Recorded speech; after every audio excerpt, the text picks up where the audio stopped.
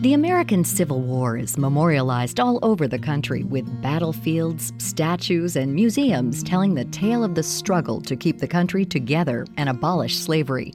Hundreds of thousands of Union and Confederate fighters died or were wounded in one of the bloodiest conflicts in the history of our nation. There were plenty of men who distinguished themselves during the war, like Ulysses Grant, Abraham Lincoln, or William T. Sherman, and we remember their names and their contributions to this day. There are a number of other patriots who fought just as hard and were every bit as cunning as the men we remember, but who are all but forgotten in history. Hundreds of women, yes, women, from both sides risked their lives fighting for their beliefs, but none is memorialized by name. Karen Abbott decided it was time to change that. Her book, Liar, Temptress, Soldier, Spy, tells the stories of 4 of them, 2 Union and 2 Confederate, who used strength, imagination, and intellect to help their side. But why has it taken so long to bring them to the public's attention? Where was Ken Burns in all this? Actually, to be fair to Ken Burns, he does mention one of them in his epic Civil War documentary, Ros O'Neill Greenhow, who, of course, was a famous Confederate spy. But I think the answer to that is, women weren't the ones writing the history books, and the history is written by men and about men. And, it was sort of fun and a pleasure to try to give the women the credit they deserve now. Abbott mentioned Ros O'Neill Greenhow, a widow who spied for the South despite her personal loss, sadness, and anger. She was in a very interesting and difficult position when the war broke out. In the years leading up to the war, she had lost 5 children in 4 years. She had lost her husband in a freak accident, and she had lost her access to the White House. This was somebody who had for 20 years, very close relationships with many Democratic politicians. She was even an advisor to President James Buchanan. So she lost all of this when Lincoln was elected and the Republicans came into power, and she was desperate to get this back.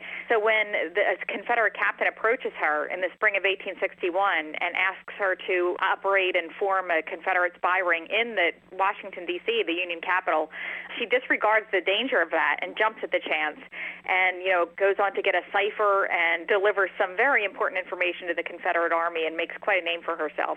Not only was Greenhow a spy, she was what we would call today a spy master. One of my favorite anecdotes in the book is on the eve of the first Battle of Bull Run. She summons one of her couriers, and she had assembled quite a team of couriers, as you said. And one of them is a 16-year-old girl by the name of Betty Duvall. And she ties up a secret dispatch in Betty's hair and rolls it up into a bun and tells her just to go across the lines and to write to Confederate headquarters and deliver this message. And Betty does exactly that and lets down her hair in this, romantic, dramatic fashion and hands over this note. And the note, of course, contained important information for the Confederates on the first Battle of Bull Run. And Rose, assembled her team and kept on spying after that. Greenhow, a Confederate spy living in the federal capital, had a counterpart, Elizabeth Van Lew, for the Union. She was very shrewd. I think she was probably the smartest and most effective spy of all of them. She was sort of the direct opposite of Ros Greenhow. Rose was, of course, a Confederate spy living in the federal capital, and Elizabeth was a Union spy living in the Confederate capital. And whereas Rose was brazen and outspoken and very bold about what she was doing, Elizabeth was quiet and deft and very discreet. And I think her biggest accomplishment was placing a former family slave in the Confederate White House. And Abbott says that it was the stereotyping of slaves as illiterate and unsophisticated that helped Van Lew insert her maid into the heart of the Confederacy and steal some very important secrets. Marina Davis, the First Lady of the Confederacy, made an announcement that she needed help. She needed to staff the Confederate White House, and does anybody have suitable servants she could borrow? So Elizabeth hears this and pays a social call to Marina and says, well, I have somebody for you. I have a girl. She's not too bright, and she stumbles in the kitchen, but she should serve your purposes fine. And so she sends over a former family slave by the name of Mary Jane Bowser. And, of course, nobody knows that Mary Jane Bowser is not only literate, but highly educated and gifted with a photographic memory. So while she's dusting Jefferson Davis's desk and cleaning up the children's toys, she's also managing to sneak peeks at maps and fortifications and letters on his desk and eavesdropping on confidential conversations and, of course, reporting all this back to Elizabeth. Belle Boyd was a Confederate spy who was credited with supplying important information to Stonewall Jackson during the war. Abbott says Boyd was bolder than most Southern belles at the time and wasn't afraid to shoot first and ask questions later. Belle was so interesting to me. First of all, she was only 17 years old when the war broke out. She's all id. She had no filter, and she was really incredibly overt with both her opinions and her sexuality for the time period, and for only being 17 years old. I like to say if Sarah Palin and Miley Cyrus had a 19th century baby, it would have been Belle Boyd. She just was really out there on all fronts. And she kicks things off in July of 1861. She's living in Shenandoah Valley, Virginia. And Union forces are marching down, and they're planning to have a big 4th of July parade in her hometown. And Belle is waiting for them, and she's waiting for them with a pistol by her side. And so when one of these Union soldiers threatens to raise a flag over her home, a federal flag, she objects to this and decides to shoot this fellow dead. And she gets away with it and goes on to become a courier and spy for the Confederate Army and has quite a few adventures in the war. Finally, Abbott profiles a real female soldier, Emma Edmonds. She joined the Union Army after escaping from an oppressive life in Canada. She had grown up in Canada with an abusive father, and he threatened that he was going to arrange a marriage for her with an elderly neighbor. And she had seen what this sort of arranged marriage had done to her sisters, sort of sapping all their spirit. And she wanted something different for herself. She wanted a life of adventure. And so she cuts her hair and binds her breasts, trades her dress for a man's suit, and begins calling herself Frank Thompson and living as a man. And she migrates to the United States right before the war and starts hearing about the abolitionist John Brown and all of the events leading up to the war, and decides she wants a piece of this. She wants to enlist in the Union Army. And it's quite surprising how all of these women, there are about 400 of them, were able to disguise themselves as men and enlist in the armies, both North and South. And of course, she too goes on to have quite a few harrowing adventures during the war. But how could a woman pass herself off as a man when living in close quarters with soldiers and enduring the required medical exams? They just sort of had these cursory physical exams. They only cared if you had fingers to pull a trigger, if you had enough teeth to rip off powder cartridges, and if you had feet to march. That was pretty much it. So the doctor merely shook Emma Edmonds' hand and said, "You're okay, you're acceptable," and she was in as Private Frank Thompson.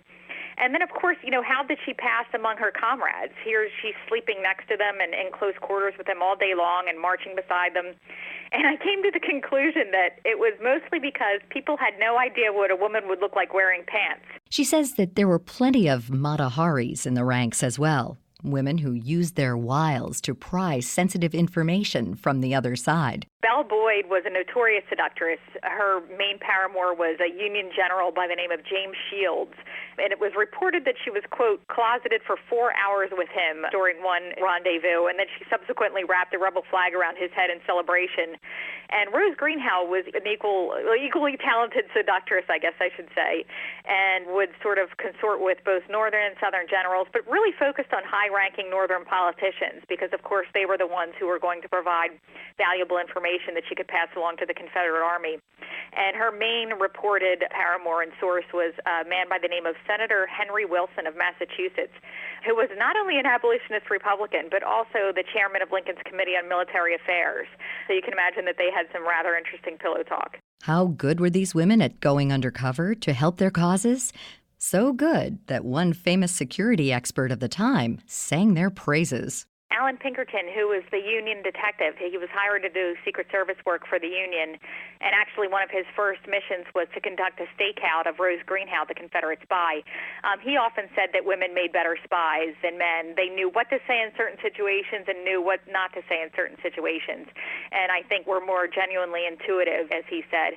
And some of his best spies were actually women. And it was also interesting that Pinkerton and the other Northern officials, and eventually the Southern officials, when they got wind of Elizabeth, what she was doing in Richmond, they just did not know how to deal with them. So even if they suspected these women, they didn't quite know how to handle them. Women were always the victims of war, not as perpetrators, and it was sort of unthinkable that women would be capable of this sort of activity. Not only are they capable of treasonous activity, but capable of executing it more deftly than men. Abbott says that not only did women spies and soldiers help in the war effort on both sides, they also helped change the way women were perceived after the war. With so many war widows and few single men to marry, the ladies of the mid-1800s had to learn to support themselves in farming, business, and entrepreneurial endeavors. You can find out about the adventures of 4 of these brave women who changed the face of the Civil War in Karen Abbott's book, Liar, Temptress, Soldier, Spy, available now. To learn more about all of our guests, visit our site at viewpointsonline.net. Our show was written and produced by Evan Rook. Studio production by Jason Dickey. Reed Pence is our executive producer. I'm Marty Peterson. There's nothing like taking some time for a fresh cup of coffee or a creamy latte to slow down a hectic day. And now, if you're busy at home, you don't have to run out to a coffee house to get it. The new Keurig K-Latte single-serve coffee and latte maker allows coffee lovers to enjoy regular single-serve coffee or lattes in the comfort of their own home. Use any K-Cup pod to brew coffee or make delicious lattes. While most specialty coffee makers can be complicated, time-consuming, and messy, the Keurig K-Latte Coffee House Brewer is simple to use, allowing consumers to prepare coffee or lattes in minutes. Add a splash of delicious flavor with Torani for an authentic coffeehouse drink at home. Torani has been making gourmet-flavored syrups and sauces for beverages from high-quality ingredients like pure cane sugar and natural flavors since 1925. The Keurig K-Latte single-serve coffee and latte maker is available exclusively at Walmart and Walmart.com for only $99. Just brew, froth, and enjoy. What are you going to do with your old car? You can try selling it, you could junk it, or you can donate it to Heritage for the Blind.